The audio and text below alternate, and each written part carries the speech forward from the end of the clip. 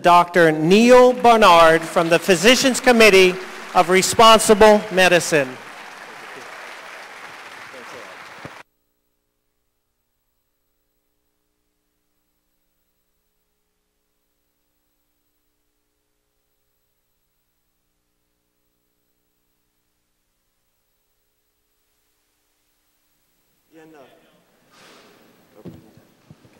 Is that better? Can you hear in the back? If you have any trouble hearing in the back, wave your arms. I won't see you, but you'll get great aerobic exercise.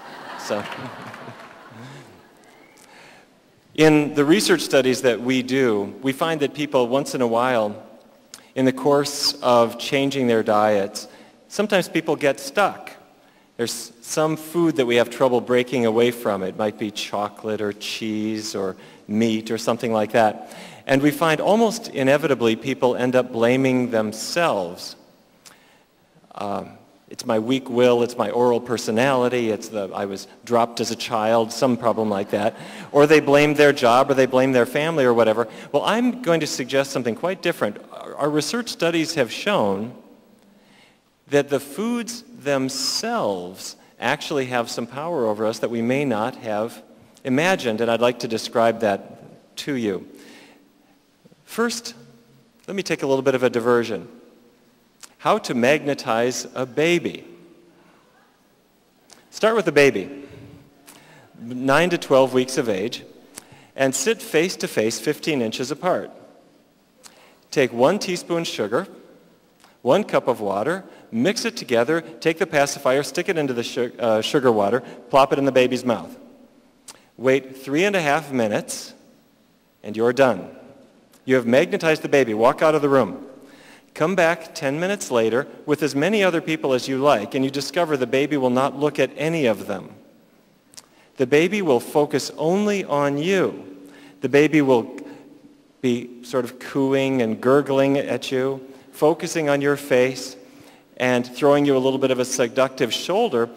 What has happened is that the taste of sugar on the baby's tongue triggered a nerve impulse from the tongue to the base of the brain so that opiate chemicals are released inside the brain.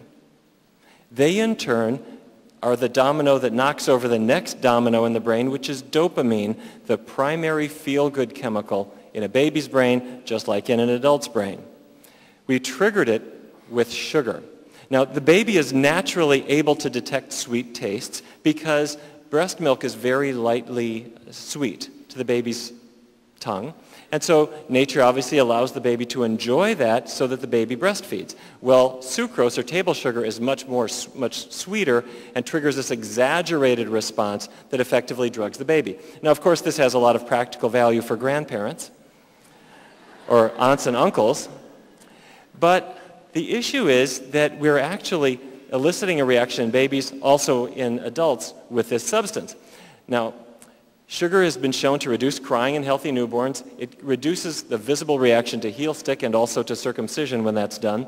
What I mean is you dribble a little sugar water into the baby's mouth before you stick their heel to draw blood. They don't cry as much.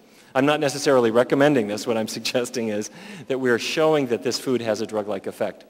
However, if the baby's mother was a heroin addict or addicted to other opiates, sugar doesn't do anything at all. We understand why that is? Because the baby has been bathing in opiates throughout gestation and is immune to the effects of sugar, basically. Okay, but sugar is not, I don't mean to say that sugar is necessarily a terrible, terrible thing, but it does act like an addicting food, and it's not the only one. Chocolate, for some folks. For other folks, cheese. And for some people, meat. Now let's just walk through these a little bit. For adults, we don't generally drink sugar water, but we get our sugar in different ways, and we get our own reactions to it. Now, some people will say, well, I'm addicted to carbohydrates. I just can't avoid all those starches. Well, actually, not really true. We're addicted to them if it's sugar itself, simple sugar, which is the simplest form of carbohydrates, or those carbohydrates that break into sugar very quickly. which is only really just white bread, potatoes, or breakfast cereals. And for many people, you don't have to worry about these at all. If you're not overdoing it, don't worry about them. These are healthy foods. Now, we can also get hooked on sugar-fat mixtures, like cookies or cakes or pies, and sugar-caffeine mixtures, like sodas or these new special coffees that seem to be everywhere nowadays, and of course chocolate, which contains both sugar and caffeine. Now, if you take Coca-Cola, a typical 20-ounce bottle, which is the kind that's sold nowadays, has about 68 grams of sugar, 78 milligrams of caffeine, which is almost as much as a cup of coffee, and about 250 calories.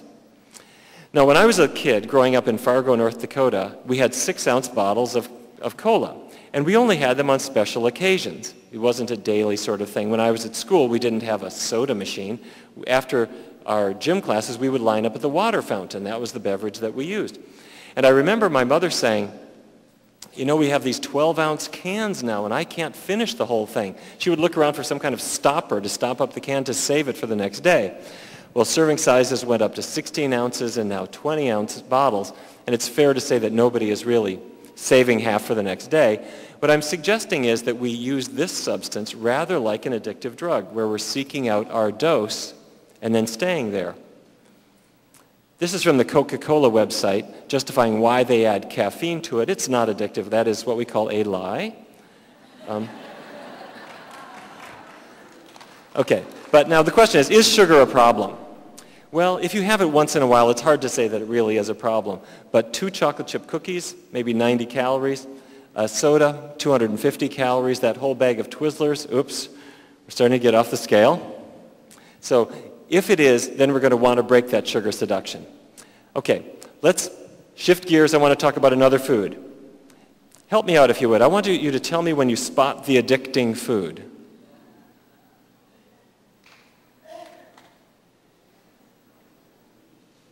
No? Oh, there it is.